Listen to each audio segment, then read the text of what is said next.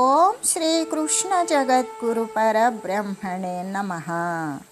ఓం నమో శ్రీ వేదవ్యాసాయ నమః. ఓం మద్గురు శ్రీ పూర్ణానంద స్వామినే నమః. ఓం శుక్లాంబరధరం విష్ణుం శశివర్ణం చతుర్భుజం ప్రసన్నవదనం ధ్యాయేత్ సర్వవిఘ్నోపశాంతయే. ఓం వ్యాసాయ విష్ణురూపాయ వ్యాసరూపాయ విష్ణవే నమో వై బ్రహ్మనిధే వాసిష్ఠాయ నమో నమః. ఓం నారాయణం నమస్కృత్య నరం చైవ నరోత్తమం దేవీం సరస్వతీం వ్యాసం తతో జయముదీరయేత్.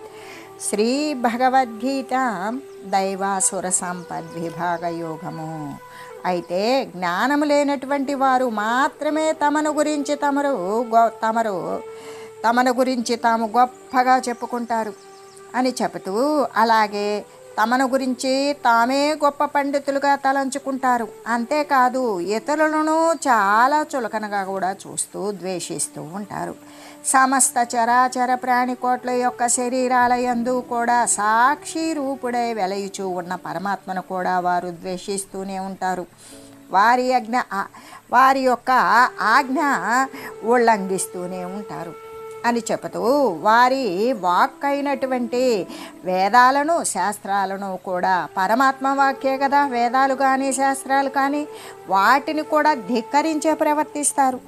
ధనమదం చేత కన్ను మిన్ను కానకుండా ఉంటారు. పేరుకు మాత్రమే డంబంగా యజ్ఞాలు యాగాలు చేస్తారు, కానీ ఆ క్రియలను వారు భక్తితో కూడి భగవంతుని యొక్క ప్రీతి కోసము చెయ్యరు. కేవలము పేరు ప్రఖ్యాతుల కోసమే చేస్తూ ఉంటారు.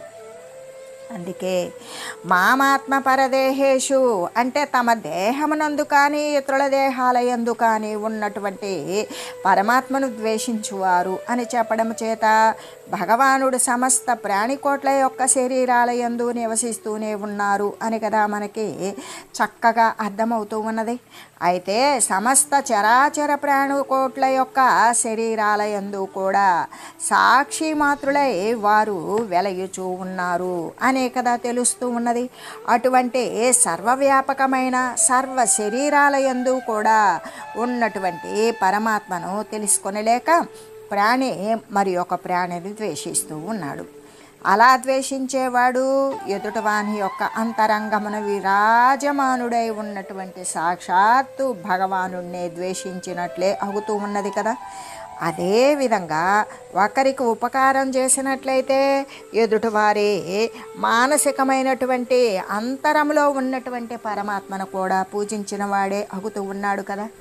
కాబట్టి పరులను దూషించడం ద్వారా భగవంతుణ్ణి దూషిస్తూ ఉన్నారు అని, లేకపోతే నేరుగానే భగవంతుణ్ణి దూషిస్తూ ఉన్నారు అని కూడా తలంచవచ్చు.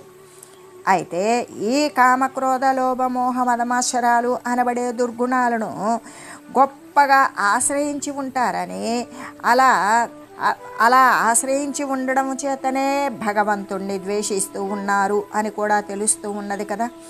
కాబట్టి వారి యొక్క పరమ నీచ ప్రవృత్తి అనేది ఈ పదాల చేత మనకి అర్థమవుతూనే ఉన్నది అని చెబుతూ, అంతేకాదు ఈ అసురు గుణాలకు జనులు తమ యొక్క హృదయమున ఏమాత్రము కూడా చోటివ్వకూడదు, పరిపూర్ణంగా వాటిని వదిలివేయాలి అనేదే కదా భగవంతుని యొక్క ఆశయం అయితే అని మనకు అర్థమవుతూ ఉన్నది కదా. కాబట్టి అసుర సంపద కలిగినటువంటి వారి లక్షణాలను గురించి ఇంకా ఆపివేసి, ఇంకా కూడా ఏకధాటిగా పరమాత్మ అసుర సంపత్తిని గురించి తెలియజేశారు. ఈ దుష్ట గుణాలు ఎవ్వరి యందు ఉన్నప్పటికీ కూడా వారు ఎంతటి విద్యావంతులు, ధనవంతులు, కులవంతులు, అధికారవంతులు, సౌందర్యవంతులు అయినప్పటికీ కూడా, శారీరక బలంతో ఉన్నటువంటి వారు బలవంతులే అయినప్పటికీ కూడా వారంతా రాక్షసులుగానే లెక్కలోకి వస్తారు. వారు మానవులై ఉన్నప్పటికీ కూడా దానవులుగానే పరిగణించబడతారు. మరి దేవతాలోకవాసులే అయినప్పటికీ కూడా పాతాళలోకవాసులులాగానే లెక్కింపబడతారు. సామాన్యంగా రాక్షసులు ఏ పాతాళలోకాలలోనో ఉంటారు అని కదా మనందరికీ ప్రతీతి. కానీ జనుల యొక్క హృదయమునందు కూడా వారు కాపరం చేస్తూ ఉంటారు. ఈ కామక్రోధ లోభాలు అనే ఈ దుష్టగుణాలే కదా ఆ రాక్షసులు అంటే. మనుజుడు తన యొక్క హృదయాన్ని బాగా పరిశోధించుకోవాలి. తన యందు ఏ ఏ అసురులు ఏ దుష్టగుణాలు నిండి ఉన్నవో వాటిని చక్కగా పరికించి ప్రయత్నపూర్వకంగా వారిని అందరినీ కూడా బయటికి సాగనంపాలి అని చెబుతూ, అయితే వానిలో అన్ని కానీ లేకపోతే కొన్ని కానీ చివరకు ఒక్కటైనా సరే హృదయం కనుక హృదయస్థంగా దాగి ఉన్నట్లయితే వాటిని ఇప్పుడు మంత్రాలు వేసి భూత పిశాచాదులను ఏ విధంగా వెళ్ళగొడతామో అలాగే వాటినన్నింటినీ కూడా హృదయంలో దాగుకొని ఉన్నటువంటి అసుర సంపద కామాది పరివర్గాన్ని మొత్తం కూడా తొలగించి వేసుకోవాలి. అలా తొలగించి పరమాత్మ తెలియజేసిన విధంగానే ఆ భయం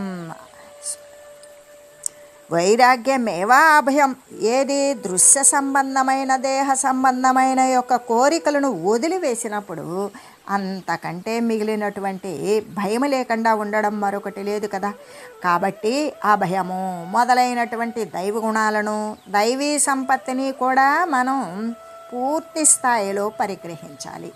అందుకే మనం పూజ వ్యవహారంలో మనం ఏమని చెప్తూ ఉంటాం, ఆగమార్థం తు దేవానాం గమనార్థం తు రాక్షసాం అని చెప్తాం కదా. అంటే ఓ దేవతలారా రండు, ఇక్కడ ఇలా స్థిరంగా కూర్చోండు అని చెప్తాం.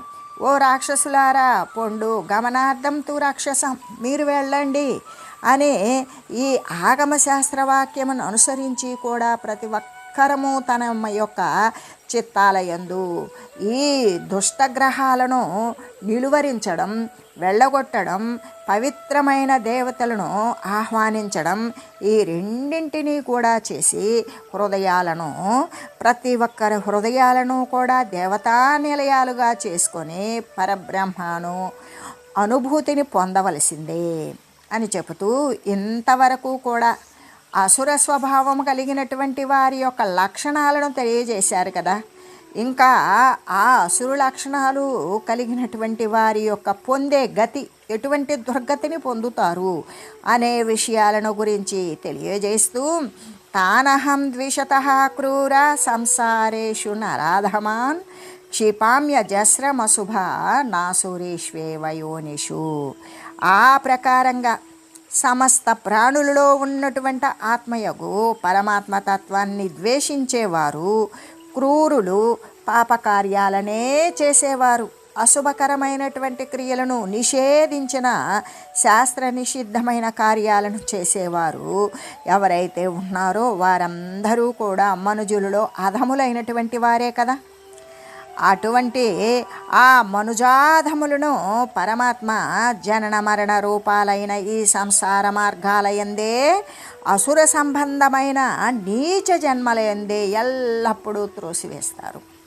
ఎలాగంటే అటువంటి మనుజులలో కూడా అధములైనటువంటి వారు వారిని జననము మరణము అంటే చావు పుట్టుకలతో కూడినటువంటి ఈ సంసారంలో ఈ సంసార మార్గాలలో త్రోసివేసి అందులో కూడా ఉత్తమమైనటువంటి మానవ శరీరాన్ని ఇవ్వకుండా ఇంకా అసుర సంబంధమైనటువంటి నీచ కృత్యాలు చేసే నీచమైనటువంటి జన్మలు, క్రిమికీటకాదులు, శిలా పర్వతాలు, ఇంకా కూడా వృక్షాదులు, ఇంకా కూడా దుష్టమైనటువంటి క్షుద్రమైన శరీరాలయందు ఎల్లప్పుడూ కూడా ఇటువంటి వారిని త్రోసివేస్తారు అని చెబుతూ, అంటే ఇతరుణ్ణి కనుక ద్వేషించినట్లయితే వేరే వాళ్ళను కనుక పరులను తనను తాను ఇష్టపడుతూ పరులను ద్వేషించినట్లయితే ఆ పరులలో ఉన్నటువంటిది భగవత్ స్వరూపమే, తన యందు ఉన్నది భగవత్ స్వరూపమే. ఎందుకు? సర్వే సర్వత్రా సర్వవ్యాపకంగా సర్వము నిండినటువంటిది ఏకరసమాత్రమైన పరమాత్మ తత్వము. అప్పుడు తనలో ఉన్నది పరమాత్మతత్వం, పరుల్లో ఉన్నది కూడా పరమాత్మతత్వమే కదా. అది తెలియక ఇతరుణ్ణి కనుక ద్వేషించినట్లయితే అతని హృదయంలో కూడా ఎవరున్నారు? భగవానుడే ఉన్నాడు. కాబట్టి వ్యక్తి, అప్పుడు ఆ వ్యక్తిని శారీరక సంబంధమైన పాంచభౌతిక నిర్మితమైన మరి ఇంద్రియ సంఘాతమైన దేహాన్ని చూసి నువ్వు నిందిస్తున్నావు అనుకుంటున్నావు, కానీ దేహాంతర్గతంగా ఉన్నటువంటి భగవానుని దూషించినట్లే అవుతూ ఉన్నది కదా. కాబట్టి ఇప్పటి వరకు మనం చెప్పుకున్న ప్రకారంగానే అసురు గుణాలు కలిగి భగవంతుణ్ణి ద్వేషిస్తూ నీచమైన కార్యాలకు ప్రయత్నం చేసేటువంటి జనులకు ఎటువంటి భయంకరమైనటువంటి పరిణామాలు కలుగుతాయో వాటిని గురించే కదా ఇక్కడ తెలియజేస్తూ ఉన్నారు అని చెబుతూ, అంటే ప్రపంచంలో సత్కార్యాలు చేసేవారికి ఎటువంటి గతి వస్తుంది? మంచి పనులు చేసేవారికి మంచి గతి, సత్కార్యాలు చేసేవారికి సద్గతి. అదే దుష్టమైన కార్యాలు చేసేటువంటి వారికి దుర్గతి లేదా దుష్టగతి అనే ఫలితాలే కదా మనకి సృష్టి యందు ఏర్పాటు చేశారు పరమాత్మ. అది ఎటువంటిది, ఎవరు ఏర్పాటు చేశారు? అది ఈశ్వర నియతి. దానిని ఎవ్వరూ కూడా ఉల్లంఘించలేరు. ఉల్లంఘిస్తున్నాము అనుకుంటున్నారే కానీ దానిని ఎవ్వరూ ఉల్లంఘించలేరు, ఉల్లంఘించరాదు. అదే ఒకవేళ ఉల్లంఘించినట్లయితే దాని యొక్క దుష్ఫలితాలకు, దాని నుండి వెలువడేటువంటి దుష్టమైన ఫలితాలకు ఎవరు ఉల్లంఘించారో వారే కదా బాధ్యులవుతారు. కాబట్టి భగవానుడు మొట్టమొదట అనేకమైనటువంటి దైవ గుణాలని తెలియజేశారు. అలా చెప్పి ఏమన్నారు? ఎవరైతే దైవ గుణాలను ఆశ్రయించాలి అనుకుంటున్నారో దైవ సమ్మతమైనటువంటి దైవీ సంపదను ఎవ్వరూ కూడా వాటిని మరి విడనాడరాదు, వాటికి ఎదురు తిరగరాదు. వాటి ప్రకారం ఏ దైవీ గుణాలైతే ఉన్నాయో వాటిని ఎప్పటికీ కూడా ఉల్లంఘించకూడదు.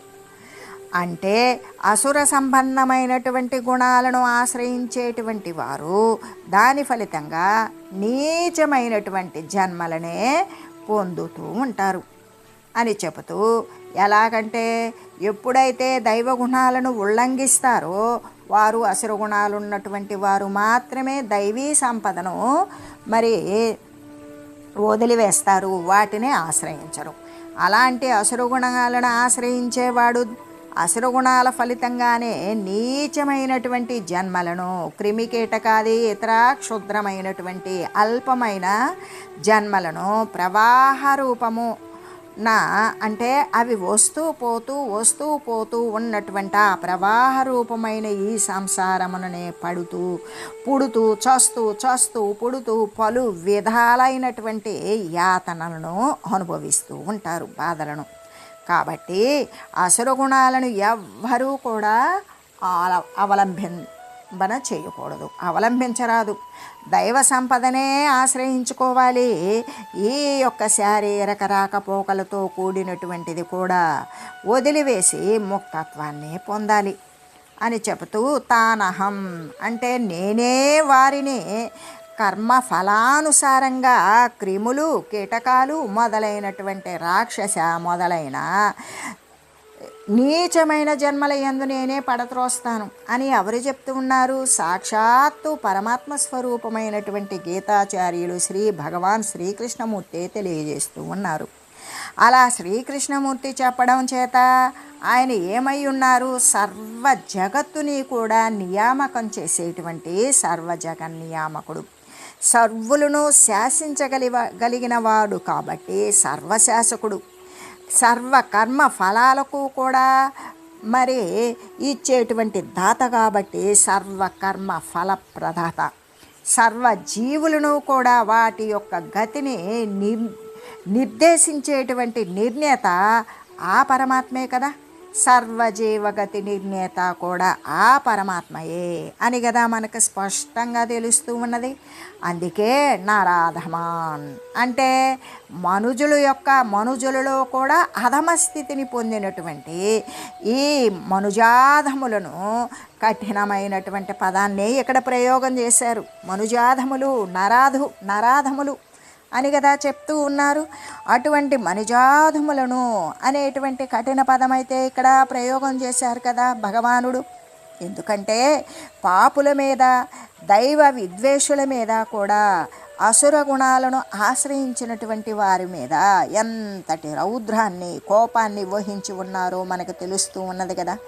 పాపకార్యాలను ఇష్టముతో చేసేవారి మీద, దైవాన్ని మరి ఎల్లప్పుడూ ద్వేషించేవారి మీద, ఇంకా ఈ ఆసురీ సంపద అయినటువంటి కామక్రోధాల వైరులతో కూడినటువంటి ఈ రాక్షస గుణాలను ఆశ్రయించినటువంటి వారి పట్ల ఎంత కోపయుక్తులై ఎంత రౌద్రాన్ని ఉగ్రాన్ని వహించి ఉన్నారో పరమాత్మ మనకు తెలుస్తూ ఉన్నది.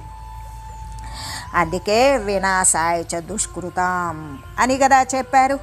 ఏ విధంగా అంటే ఇదివరలో మనకేమని చెప్పారు, ధర్మ సంస్థాపనార్థాయ సంభవామి యుగే యుగే అన్నప్పుడు వినాశాయ చ దుష్కృతాం, ఎక్కడైతే పాపము ఇటువంటి అసుర గుణాలు విజృంభించి ఉంటాయో, దైవం పట్ల విముఖత్వము, ఇంకా పాపకృత్యాలు అధిగమించి మోసము, వంచన, ద్రోహము, ఇంకా సాత్వికులపై ఉన్నటువంటి మరి అటువంటి దౌర్జన్యము, ఇవన్నీ ఎప్పుడైతే పెచ్చు పెరిగి ఉన్నాయో అటువంటి వినాశాలు ఎప్పుడైతే వచ్చినావో వాటిని వినాశం చేస్తారు. అటువంటి దుష్కృత్యాలు మొత్తాన్ని కూడా నశింపజేస్తారు అని మనకి ఇంతకుముందే తెలియజేసి ఉన్నారు. అంటే పాపాత్ములను శిక్షించడానికి మరి అంతేనా, పుణ్యాత్ములను రక్షించడానికి కూడా తాను అవతరిస్తాను అనే ధర్మ సంస్థాపనార్థాయ సంభవామి యుగే యుగే. ఎప్పుడు పాపం పెళ్ళుబికిందో, ఎప్పుడు పుణ్యము అనేది క్షీణస్థాయికి, ధర్మ వ్యవస్థ క్షీణస్థాయికి చేరుతుందో అప్పుడు తనను తాను అవతరింపజేసుకొని అటువంటి నీచత్వాన్ని అణిచివేసి ధర్మాన్ని ఉద్ధరించడం కోసం మళ్ళీ కూడా తాను అవతరిస్తూ ఉంటాను అని పలికినటువంటి ఈ మాటలు ఈ సందర్భంలో కూడా మనం జ్ఞాపకానికి తెచ్చుకోవచ్చు. అంటే మనుజుడు ఎప్పుడూ కూడా మనుజాధముడుగా ఉండొచ్చా? నరుడు ఎప్పుడూ కూడా నరాధముడుగా ఉండవచ్చా? ఉండకూడదు కదా. నరుడు నరోత్తముడుగా ఉండాలి, మనుజుడు మనుజశ్రేష్ఠుడుగా ఉండాలి, పురుషుడు పురుషశ్రేష్ఠుడుగా ఉండాలి. అంతేకాని పురుషుడు పురుషాధముడుగా వర్తింపకూడదు. పురుషుడు పురుషోత్తముడుగానే ఉండడానికే ప్రయత్నం చేయాలి. ఒకవేళ పాపకార్యాలు చేసి నరుల్లో కూడా అధమస్థాయికి మారాడనుకో, నరాధముడుగా మారాడనుకో, పాపకృత్యాలను మెండుగా చేసి అప్పుడు తగిన శాస్తి జరిగే తీరుతుంది అని కదా ఇక్కడ చెప్పబడుతూ ఉన్నది. కాబట్టి మనుజులైనటువంటి వారు భయభక్తులు కలిగి ఉండాలి, ఇంకా జాగరూకులై ఉండాలి. తమ యొక్క విఘ్నతను ఉపయోగించుకొని, తమ యొక్క దైవికమైన తెలివిని ఉపయోగించుకొని తమ జీవితమునందు ఈ అసుర గుణాలకు, రాక్షస గుణాలకి, కామక్రోధ వైరులకి వీరెవ్వరికీ కూడా ఏమాత్రము ఆశ్రయము ఇవ్వకూడదు. వాటిని ఆశ్రయించకుండా కేవలము దైవీ సంపదనే బాగా అభ్యాసం చేస్తూ రావాలి అని చెబుతూ సంసారేషు ఆశీరీష్వేషు యోనిషు అని కదా మనకి బహువచనం అనేటువంటిది ప్రయోగించబడింది. అలా ప్రయోగించడం చేత వారు 1-2 జన్మలో కానే కాదు, క్రిములు, కీటకాలు, రాక్షసులు మొదలైనటువంటి అనేక జన్మలను అనేకంగా ఒకటి వదిలితే మరొకటి ధరించుకుంటూ మళ్ళీ వదులుతూ మళ్ళీ ధరిస్తూ ఈ విధంగా అనేక కోట్ల జన్మలు పొందుతారు అని కదా స్పష్టమవుతూ ఉన్నది. అంటే ఈ సంసారమునందే, సంసారము అంటే శారీరక సంబంధమైన రాకపోకలు, శరీరము అంటే సర్వ ప్రాణికోట్లకి ఉన్నటువంటి ఉపాధి శరీరము, దేహము అదే కదా. అలాగే ఈ సంసారమునందే జన్మ పరంపర నుండి ఒక జన్మకు రావడం, తర్వాత మరణించడం, మళ్ళీ కూడా ఇంకో శరీరాన్ని ధరించడం, దానిని వదిలివేయడం, తర్వాత ఇంకో ఉపాధిని ధరించడం, తర్వాత వదిలివేయడం, ఈ విధంగా అనేక జన్మ పరంపరలు అంటే పుట్టడం చావడం, పుట్టడం చావడం, ఆ పుట్టు చావుల మధ్యలో ఉన్నటువంటి కర్మాను ఫలితమైనటువంటి దాని ద్వారానే మళ్ళీ రాబోయేటువంటి శరీరం ఆధారపడి ఉంటుంది. అటువంటి కర్మవాసనల ద్వారా ఏమవుతుంది, అనేక జన్మ పరంపరలు శరీరాలు వస్తూ పోతూ ఉంటాయి అని చెబుతూ వారు తమ యొక్క దుష్కర్మ ప్రభావము చేత అందులోనే ఉంటారు. మళ్ళీ దుష్కర్మ ప్రభావము చేత మళ్ళీ దుష్టకర్మల మీదే ఆసక్తి కలుగుతుంది. ఆ ప్రకారంగా అందులో నుండి తప్పించుకోవడానికి నానా బాధలను పొందుతూ ఉంటారు. అంటే పారిపోయేటువంటి గొర్రెను కసాయి వారు మరలా వెనక్కు తెచ్చి వధించే చందంలాగానే గొర్రెకు తెలుస్తుంది తనను చంపేస్తారని. అప్పుడు అది పారిపోవడానికి ప్రయత్నిస్తుంది.